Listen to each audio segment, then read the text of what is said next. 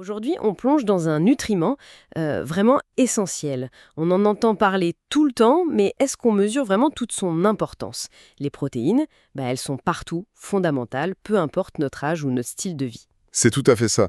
Il faut vraiment les voir comme les briques, hein, les fondations de notre organisme. Elles sont impliquées dans quasiment tous les processus vitaux et leur rôle va bien au-delà de la simple construction des muscles, même si c'est souvent ça qu'on retient. Ok, alors l'objectif aujourd'hui, c'est de comprendre ce qu'elles sont, précisément, à quoi elles servent vraiment au quotidien, et puis comment s'assurer qu'on en a assez et de la bonne façon. On va décortiquer ça ensemble. Pour commencer, vraiment à la base, une protéine, c'est quoi exactement? Alors, en simple, ce sont de grosses molécules. Elles sont faites d'unités plus petites, les acides aminés, qui sont assemblés comme ça en longues chaînes. Faut imaginer un peu comme un jeu de construction, mais très sophistiqué. Elles forment la structure même de nos cellules, de nos tissus, bon, les muscles bien sûr, mais aussi la peau, les os, les organes. Mais c'est pas tout. Elles sont aussi, disons, les ouvrières du corps. Elles forment les enzymes qui déclenchent des milliers de réactions chimiques vitales et puis aussi pas mal d'hormones, ces messagers qui régulent nos fonctions. D'accord, donc indispensable à chaque étape de la vie en fait. Indispensable, oui, carrément. Crucial pour la croissance, chez les enfants, les ados, ça c'est évident. Mais tout aussi vital pour l'entretien, on va dire, permanent de notre corps à l'âge adulte, pour réparer les tissus après un effort, une petite blessure, et même pour nous aider à nous adapter aux changements, qu'ils soient internes ou externes. Sans un bon apport régulier, le corps il peut pas fonctionner à fond, quoi. Ok. Allons un peu plus loin alors. Quels sont leurs rôles principaux au quotidien? Ceux qui nous impactent le plus directement. Hmm. Il y en a plusieurs qui sont vraiment centraux. Le premier, le plus connu, c'est la construction et le maintien des tissus, surtout les muscles. C'est ça qui permet de récupérer après le sport, de développer sa masse musculaire si on s'entraîne, mais aussi, et ça on l'oublie souvent, de juste préserver nos muscles tout au long de la vie. Ça, c'est clé pour les sportifs, on imagine bien. Mais est-ce que ça concerne vraiment tout le monde? Ah oui, absolument. Pour les sportifs, bon, c'est clair, ça joue sur la performance, la récup. Mais ce serait une erreur de croire que ça s'arrête là. C'est hyper critique, par exemple, chez les personnes qui avancent en âge. Il y a ce phénomène naturel, la sarcopénie, cette perte progressive de muscles et de force qui nous touche tous avec le temps. Et un bon apport en protéines, c'est une des stratégies majeures pour ralentir ça et limiter les dégâts, on va dire.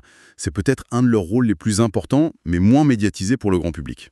C'est vrai que c'est un point important. Et au-delà de cette fonction de charpente, de structure, elles font quoi d'autre? Eh bien, elles sont au cœur de nos fonctions métaboliques. Ça veut dire quoi concrètement? Qu'elles aident à réguler comment notre corps utilise l'énergie des aliments, par exemple. Elles sont aussi indispensables pour avoir un bon système immunitaire. Nos anticorps, là, nos petits soldats qui nous défendent, ils sont faits de protéines. Et puis, il y a cet effet assez connu sur la satiété. Elles aident à se sentir calé, rassasié plus longtemps après un repas. Ah, le fameux lien avec la gestion du poids. On entend souvent que manger plus de protéines, ça aide à maigrir. C'est si simple? C'est pas un mythe complet, mais c'est pas magique non plus. Disons que dans le cadre d'une perte de poids contrôlée, un apport suffisant en protéines, c'est assez stratégique. D'un côté, ça aide à préserver la masse maigre, les muscles quoi, qui brûlent de l'énergie même hors peau. Et ça, on veut absolument la garder. Et de l'autre, comme elles augmentent la satiété, ça peut aider à mieux gérer la faim et potentiellement à manger un peu moins de calories sans être trop frustré.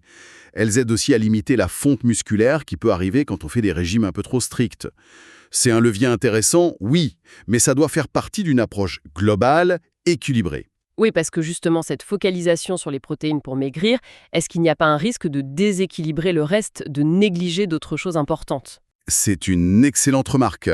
L'idée, c'est pas de tomber dans l'excès, ou de ne jurer que par les protéines. Elles sont un outil précieux, ok? Mais l'équilibre général, ça reste la priorité. Une alimentation super riche en protéines, mais pauvre en fibres, en vitamines, en bonnes graisses, ça sera pas bon sur le long terme. Il faut vraiment voir les protéines comme un élément essentiel, mais d'une assiette variée et équilibrée, pas comme une solution miracle isolée. Très clair. Revenons un peu aux sportifs. Comment ça marche concrètement, les protéines après l'effort pour améliorer la récupération? Alors, après un entraînement, surtout s'il a été intense, les fibres musculaires, elles subissent des micro-déchirures. C'est normal, c'est le processus. Et c'est là que les protéines interviennent de manière décisive. Si on a un apport adapté après l'effort, ça va stimuler ce qu'on appelle la synthèse des protéines musculaires. En clair, le corps va utiliser ces protéines comme matériaux pour réparer les fibres abîmées et même en construire de nouvelles, souvent un peu plus fortes, plus résistantes. Ah d'accord, donc c'est pas juste pour faire du muscle, pour le volume, c'est vraiment un mécanisme de réparation et d'adaptation. Essentiel pour progresser en fait. Précisément, une bonne disponibilité en protéines, ça permet une récupération plus rapide et plus complète. Le muscle, il ne fait pas que se réparer, il s'adapte à la charge de travail qu'on lui a donnée. Donc, à long terme, des apports protéiques bien gérés, avec un entraînement adapté bien sûr, ça favorise pas seulement le maintien de la masse musculaire, mais aussi l'amélioration de la force, l'endurance, bref, des performances. On a parlé tout à l'heure de la sarcopénie chez les personnes âgées. Est-ce que ça veut dire que les besoins en protéines augmentent vraiment avec l'âge? On pourrait penser l'inverse, avec moins d'activité. C'est un peu contre-intuitif, c'est vrai, mais c'est fondamental. Et on le comprend de mieux en mieux. Avec l'âge, notre corps devient un peu moins efficace, on va dire, pour utiliser les protéines qu'on mange. La capacité à construire du muscle à partir de ces protéines, on appelle ça la réponse anabolique, eh bien, elle a tendance à diminuer un peu.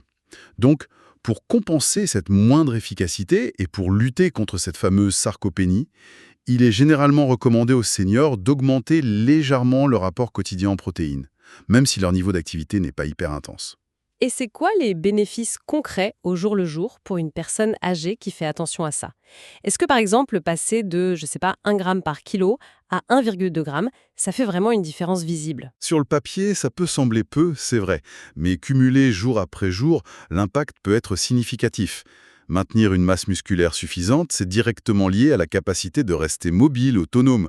Des muscles plus solides, ça aide à marcher avec assurance, à se lever d'une chaise plus facilement, à porter ses sacs de course. Des gestes simples, mais essentiels au quotidien. Ça contribue aussi activement à prévenir les chutes, qui sont une cause majeure de perte d'autonomie et d'hospitalisation chez les seniors. Donc oui, même une petite augmentation bien ciblée peut faire une différence tangible sur la qualité de vie, sur l'indépendance à long terme.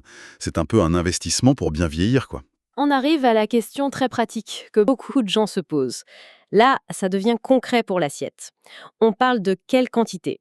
Combien il faut viser en gros? Ah, la question clé. Bon, les chiffres varient pas mal selon les profils, mais on peut donner quelques repères généraux, ce qu'on cite souvent.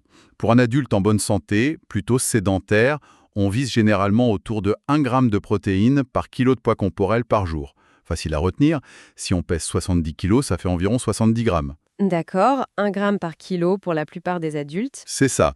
Ensuite, pour un sportif, là, les besoins grimpent, logiquement.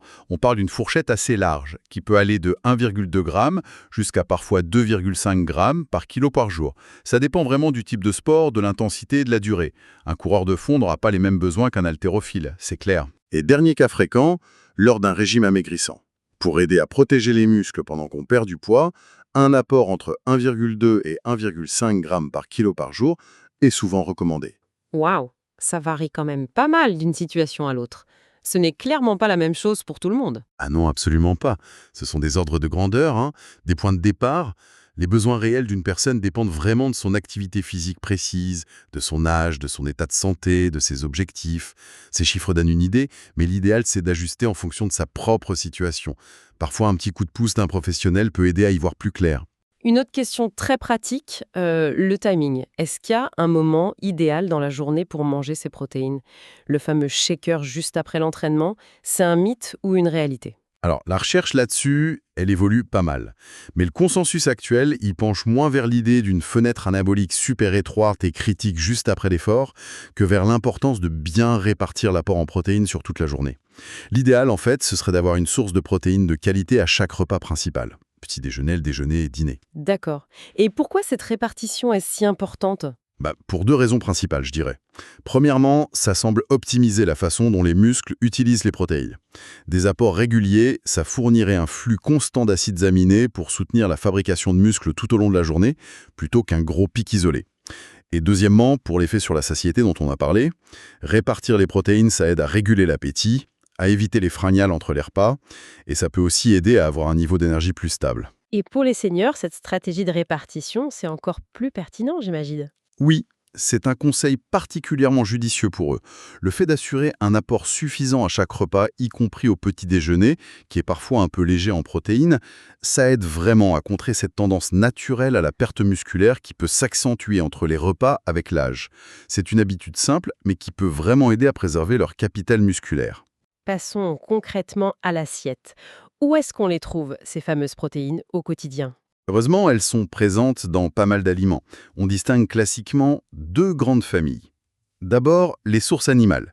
Ce sont souvent les plus riches et on dit qu'elles sont complètes parce qu'elles contiennent tous les acides aminés essentiels, ceux que le corps ne sait pas fabriquer. On pense bien sûr aux viandes, volailles, poissons, œufs, et aussi aux produits laitiers, comme le fromage blanc, les yaourts, le lait. Mhm. Et puis il y a les sources végétales. Elles sont de plus en plus mises en avant, et à juste titre. Les stars, ce sont les légumineuses. Lentilles, pois chiches, haricots secs, le soja sous toutes ses formes.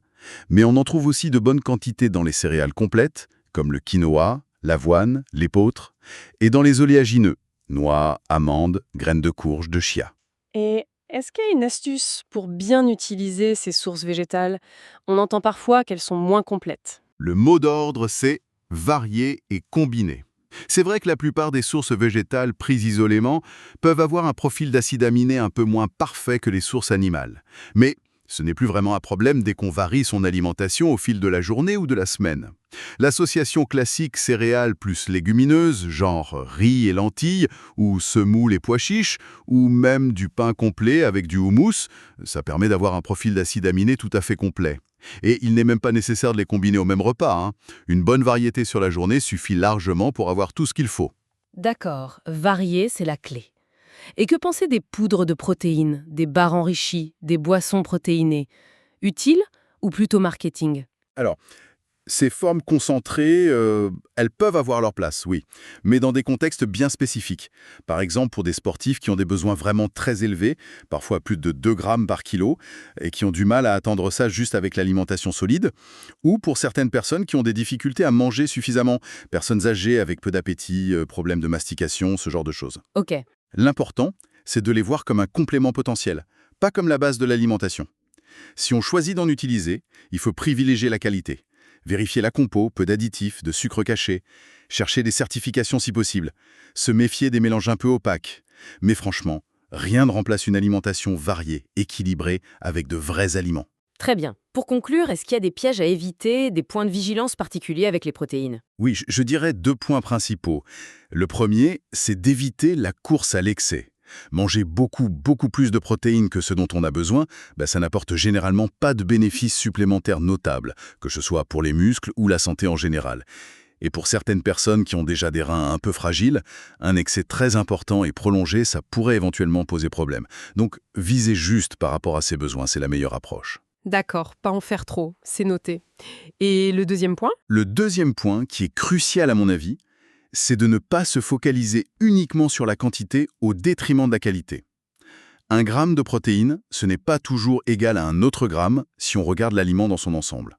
Il faut vraiment privilégier la diversité des sources animales, végétales, et choisir autant que possible des aliments peu ou pas transformés. Un blanc de poulet grillé ou une portion de lentilles, ça n'apporte pas que des protéines. Ça apporte aussi des fibres, des vitamines, des minéraux, ce qui n'est pas forcément le cas d'un produit ultra transformé, riche en protéines, qui peut cacher beaucoup de sel, de sucre, d'additifs, de mauvaises graisses. La qualité de l'aliment source est au moins aussi importante que la quantité de protéines qu'il contient. Bon, alors, si on résume tout ça, les protéines, c'est bien plus que de la nourriture pour les biceps. Ce sont vraiment des actrices essentielles dans quasiment tous les processus de notre corps. C'est exactement ça. Indispensable à tous les âges, avec un rôle particulièrement critique pour les personnes actives, et puis en vieillissant pour maintenir une bonne qualité de vie. La clé, ça semble être d'ajuster les quantités à ses propres besoins, de soigner la qualité et la diversité des sources, et de penser à bien les répartir sur la journée. Le message qui ressort vraiment, c'est de privilégier une alimentation variée, la moins transformée possible, où les protéines ont leur juste place, sans en faire une obsession non plus, et de garder les compléments pour des besoins bien spécifiques et justifiés. Tout à fait. C'est l'approche la plus sensée, je pense, pour profiter de tous leurs bénéfices sans tomber dans les pièges. Voilà, une exploration vraiment éclairante qui nous invite à regarder notre assiette avec un œil un peu neuf.